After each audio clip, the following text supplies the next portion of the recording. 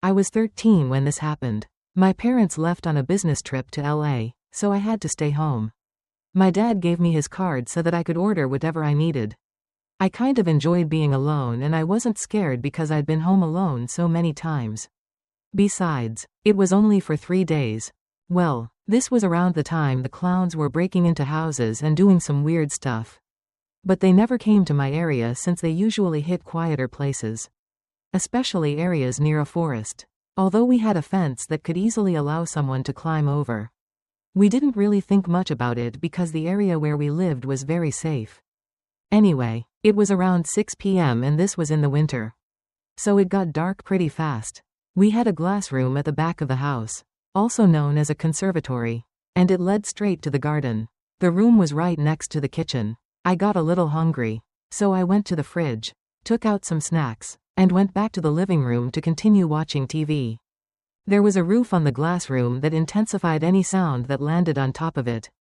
Even the gentlest drop of water. That day, it was raining heavily, so it was too noisy to hear anything except the rain pounding on the roof. About a few minutes later, I was quite sleepy, so I decided to go up to my room and lay down. I was about to grab my phone and check my social media.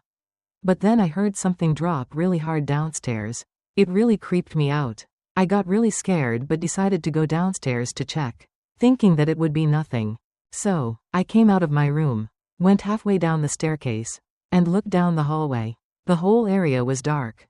But I knew that someone was standing there. I saw the back of a silhouette. I quickly went to my room, trying not to make any noise. Then I heard someone walking around the living room. I immediately called the police and whispered to the operator that I needed help ASAP. But all of a sudden, I had a sneezing fit. I was so panicked at that moment. So I instantly ran to the bathroom since it was the only room with a lock. As I was reaching the bathroom, he sprinted up the stairs so fast. I locked the door and tried not to cry. The man tried to open the door, he kept turning the doorknob. The bathroom had a small blurry window, but I was able to see outside. Just then, I got a glimpse of what was at the door. It was a clown with green hair and no nose. He was wearing a very weird outfit and was holding a gigantic knife. I had no other choice. So I quickly hopped inside the bath, opened the big window, and jumped out. I slid off the big roof and fell on the concrete. I couldn't even feel my injury because I was so scared. As I was about to hop on the fence, I heard the cops. They entered our house, and after that, they arrested him. When he walked past me, I was so scared and my body was shivering. But I was glad that it was over. The police contacted my parents, so they came back home in a hurry. I would see them again, and I knew that I was safe. From then on, I never stayed at home alone. And that clown guy was in prison for several years for scaring kids and for possible murder. This happened when I was 17 years old. I was a senior in high school. It was the middle of the week, and my friends and I were chatting online about wanting to do something new and fun over the weekend. We usually just went to the movies, went to the mall, or got dinner, and I thought we should try something different. The next day, I was in the computer lab for one of my classes, and I had some time to kill because I finished my assignment early. Keep in mind, Snapchat and Instagram were just starting up and didn't have the same kind of popularity as they do today. So the only thing we really had at the time was Facebook. However, my school was strict and blocked Facebook, so the only thing I could really do was read articles on news websites. While searching and scrolling through the internet, an article showed up. It was about an interview with a man who was discussing the truth of paranormal activity around the area I grew up in. Intrigued, I read the article and looked up the places the guy was talking about. And sure enough, I found a bunch of things. One place in particular caught my eye. It was about 20 minutes away from where I lived and was known to have multiple paranormal occurrences happen on the exact same road. As soon as class ended, I texted my friends about what I found, and we all agreed on going and seeing what this road was all about. Friday night finally arrived. It was me and 4 of my friends. Right before we entered the location, I parked my car and had my friend drive because we believed that if a girl drove, not much would happen, so she drove my car while I was sitting in the passenger seat. While switching seats, my other friends put baby powder on the top of my car because one of my other friends read that it helps people see when ghosts touch or brush your car. It started to drizzle a bit, which bummed us out because the baby powder would be washed away. As we were driving my car, we turned off the radio to make it more suspenseful. All of a sudden, we heard someone from a distance scream bloody murder. At that moment, I heard the sound of a car door trying to be opened. As if someone was aggressively trying to get into my car.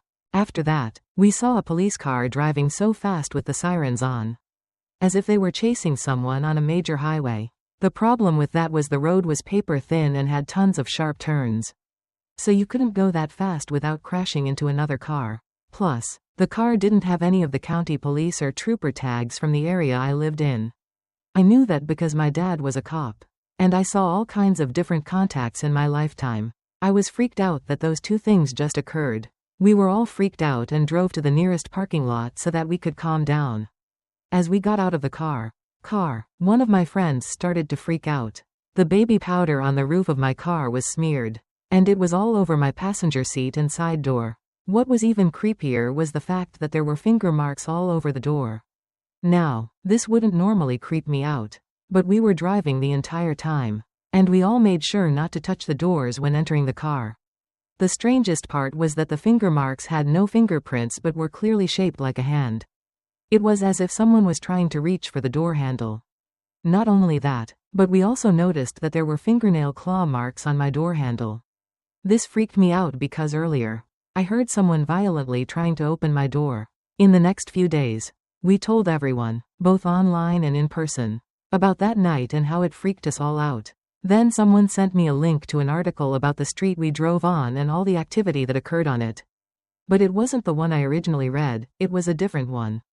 As I was reading the website, I started to notice that all the things mentioned also happened to me the same exact way that night. But what freaks me out the most to this day is thinking about what would have happened if I didn't have my door locked. Would the door have opened up? A few days ago, I went to a Macy's store with my mother and son to check out some jewelry. While my mom was checking out jewelry, I noticed an old man, around his 50s, come near us. He was about 8 feet from us.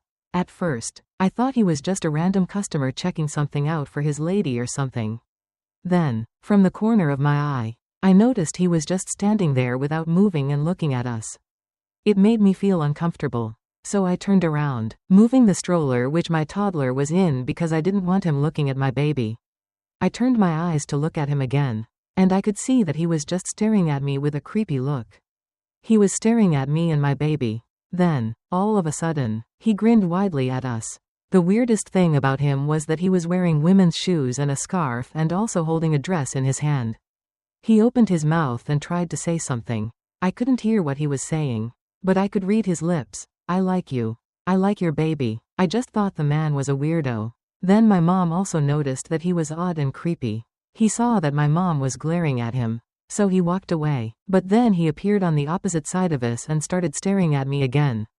This time, he pulled his phone out and made it seem like he was about to take a picture. He was staring at us, and his eyes opened widely. He was smiling like a crazy psychopath. That was enough. I wanted to go up to him and tell him to get away from us. But I had my boy with me and didn't want anything to happen. So I chose to just get out of there. I told a lady who was working there what happened. She said that she would go take a look at him. A few minutes later, she came back and told us that he was a customer who has been reported before by other people. My mom asked, "Why hasn't he been kicked out then?" The lady said, "Well, because he hasn't threatened or hurt anyone. So the store doesn't have a good enough reason to kick him out." My mom and I were pissed off because obviously, the man is just there to harass people. The lady then told us that he said something creepy to her and also made her uncomfortable. She told us that when she went to go ask him what he was up to, he told her that he went to the store to return a dress he decided he didn't like, that he bought for his lady. He told her with a smile, "Yeah, I need to change quickly because she's cold now." My mom and I instantly felt so creeped out. So we just left. What did that mean? Could he have been hiding a dead body back at his place? A few days later, I feel relieved that the crazy guy didn't harm us. But I'm still wondering what he meant by, "she's cold now." This story happened in the summer of 2017 when I was 10 years old. My older brother and I had a babysitter, and she was around the age of 17. Since my mom was home on Tuesdays, the babysitter would come on the other weekdays. Most days when she babysat, we would go to the neighborhood pool. hang out, and eat lunch there. Then we went back home. And my mom would arrive a bit later at around 5:30 in the evening. On one Thursday, the day was just an ordinary one. And the babysitter came around 8 in the morning. A few hours later, we decided to head to the pool and eat lunch. We all got ready and headed out the door. As I used to be a little paranoid back then, every time I went outside, I made sure I locked the door and would immediately turn the doorknob and try to open it to make sure it was locked. The door was definitely locked. So we walked to the pool and swam for a while. Then we ate lunch and decided to head back to the house. When we got home, I pulled out the key from my bag, but I noticed that the door was cracked open. I pushed it, and the door swung open. A little chill ran down my spine as I remembered that I made sure the door was locked before leaving. My babysitter had a frightened look on her face too, but my stupid brother thought nothing of it and just walked right in. So we followed him about my house. When you walk into the house, to the right is an entryway to the living room, and straight ahead is a hallway to the kitchen. The stairs are to the right of the hallway, and you can see the upstairs railing from the entrance. We walked into the kitchen and set our stuff down, and I went to go lock the door. After I shut it, I turned back around to go back to the kitchen, but something caught my attention at the corner of my eye. Looking up at the railing, I could see the silhouette of someone crouched behind a tall narrow floor fan. I looked a little closer, and I could see their eyes. They were wide open and were staring directly at me. I was frozen in fear and couldn't move. All I could do was saunter back at them, not knowing if it was a man or woman. My babysitter called for me to come to the kitchen, and the figure slowly walked into a nearby room and disappeared. I ran into the kitchen, telling my babysitter and brother what I saw. At first, they didn't believe me, but then all of a sudden, we were all silent as we heard slow footsteps creaking from upstairs. She quietly grabbed both her phone and a kitchen knife and ushered us to the back door. She slowly turned the doorknob and tried to not make any noise while opening the door. We made it to the backyard, and she was going to call 911 on her phone. But before she could, we heard a tapping sound coming from one of the windows on the second floor. So we all looked up, and then we saw him. He was a man in his late 50s, with short black hair, his eyes wide open, staring at us. He was pushing the blinds out of the way, so we saw his face very clearly. We screamed and started running to the gate on the side of the backyard. The babysitter dropped her phone while scared, so I picked it up and ran behind her. I dialed 911, told them our address, and explained to the operator what just happened. She said they would be there in a few minutes and told us to go to a nearby neighbor's house and stay there until the cops arrived. We rang the doorbell a few times, and one of our neighbors, who was retired, came outside. He let us in, and we explained what happened. As we were looking out of the window, we saw 3 cop cars pulling up, and the cops were surrounding my home. 3 cops headed in through the front door and investigated our house. We went outside to tell them that we were okay, and the other police officer started questioning us. Soon, the cops came back after finding nothing and doing a thorough investigation. They told us it would be best to not stay home as the person may come back. So the babysitter said we could go to her house, which is about a mile away. Just then, we heard our neighbors screaming from down the street. A few houses down, a policeman's car was set on fire and was smoking a lot. The cops spotted a man running past the corner down towards the end of the street. One officer took us to the babysitter's house while the other 3 went after that man. We later found out that the man had gotten away, so he was never arrested. Our parents arrived home as they were contacted by the police and freaked out. Later that night, we came back to the house and searched the whole place to see if anything was missing. A cash box that was stored in my parents' bedroom was missing. But we didn't report it since the man was never found. I have no idea who that was or how he opened our front door. I still wonder to this day what would have happened if I never noticed the man. He could have done something to us while we were sleeping. I still feel uneasy sometimes when I'm home alone.